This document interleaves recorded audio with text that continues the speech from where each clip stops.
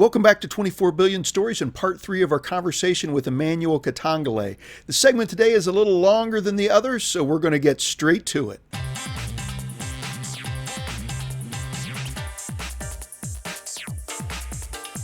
I don't want to sound like I'm bashing the church in the West. I grew up in church in rural Ohio. I was introduced to Jesus, and my faith has been shaped and formed. At the same time, the more I'm reading and seeing and experiencing of the larger world, I see. I have concerns about Western Christianity and the church in the West, and it seems to be, and maybe you weren't saying this. If I'm misunderstanding, feel free to correct me. But it seems in your book that you were suggesting that the problem with Western church isn't simply a problem of doctrine or theology, but goes deeper into how the way we conceive of church and the way we do church and live out faith. And where can we, as Western Christians, and I say we because that's where I am, and most of the folks in Garfield Church are U.S. citizens. Where can we go to learn new ways of doing church and being church, and ways that don't carry this baggage of nationalism and Western supremacy and this Christendom notion that we need to be in charge of political economic, be gatekeepers for political economic kinds of social spheres? Where can we go to learn new ways of being church? Well, Scott, I think the problem, you're right, the problem of the church is not doctrine, is not moral, from a narrow moral point of view, whether we believe abortion is right or wrong. I don't think that's the primary problem of the church in the West, perhaps globally. I think the primary problem of the church is political and economic. It's a question of eating together, whether we have learned to eat together with those that are different from us. And that is where that kind of eating together, that really gets into the economics now, that eating together.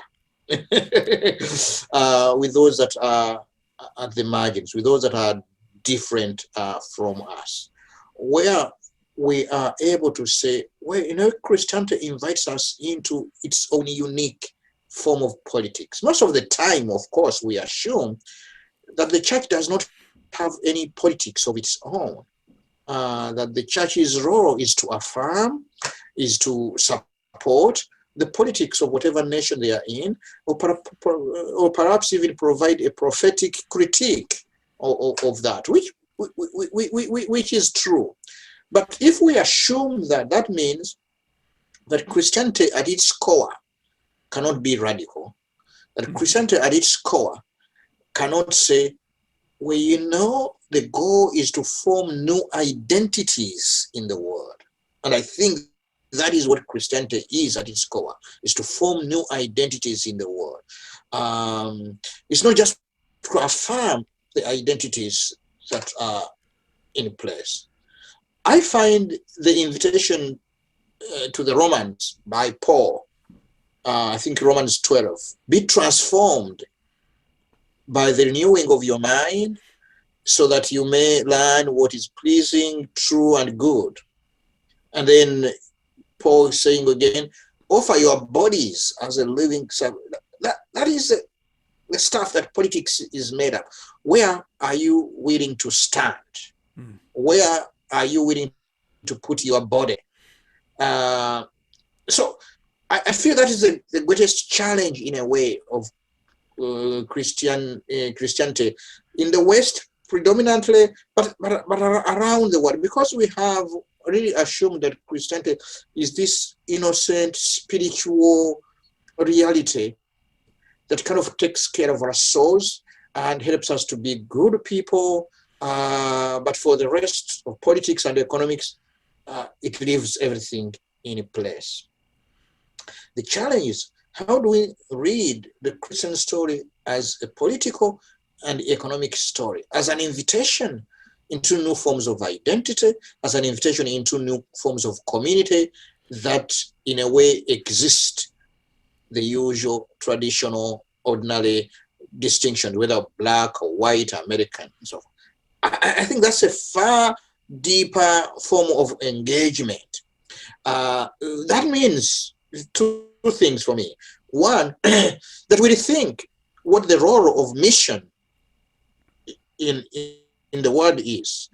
In the book, I think on page 156 or thereabout, I say something to the effect, and I find that it's one of the most powerful statements in the book, that the role of mission, Christian mission, is not to make Americans more Christian, but to make Americans less Americans. Mm. Mm. Is not to make Ugandans more Christian. Is not to make Rwandans more Christian. Because that leaves the place America, Rwanda, Uganda unquestioned. Mm-hmm. The role of mission is not to make white people more Christian, black people more Christian, because that takes white and black for granted. The role of mission is to make black people less black, white people less white, so that together they can discover something of a new reality, of a new way that Christ is inviting them into. So that kind of journey together, creating a new community, a new way, a confused reality, to the point that Americans, Christian become confusing to the American social reality, so that people from American point of view begin to wonder, who are these people? I don't think we can trust them. To begin to say, can we hire Christian to serve in the State Department? You know, can we actually even hire Catholics to serve in the Supreme Court?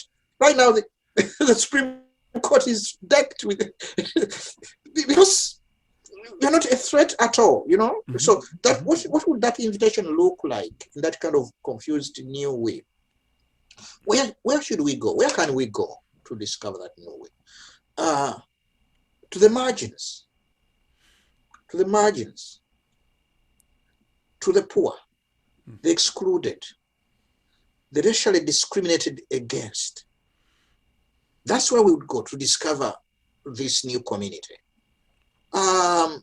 Race, for example, in America, how we exist in this kind of very neat silos of black and white. I'm glad that the church is biracial or interracial and so forth and so on. And that's very good of worshiping together. If we can move a step closer of eating together, but eating together, that means also economics. After church or during church, it's okay. How much do we make? You're going to be surprised, but even though we're worshiping together, we are living in different economics. Or maybe it is all a certain kind of status level that go together. Then the push is again to the margins. In the Christian story, as I read it, the Old Testament and the New story, God, and this is the same movement that God is on, that brings him to Bethlehem, to Nazareth, to be born as one of us, is really a story of relocation, of self-emptying, the kenosis that the letter of the Philippians talks about. Even though he was in the form of God, he emptied himself. That kind of self-emptying. There is that story that God himself is on, that then results into the incarnation of God dwelling among us, being born in the poorest of regions, in the poorest of circumstances. He's on a journey to the margins. But he has already provided an indication throughout the journey, throughout the Christian history, throughout the biblical witness. You want to discover God?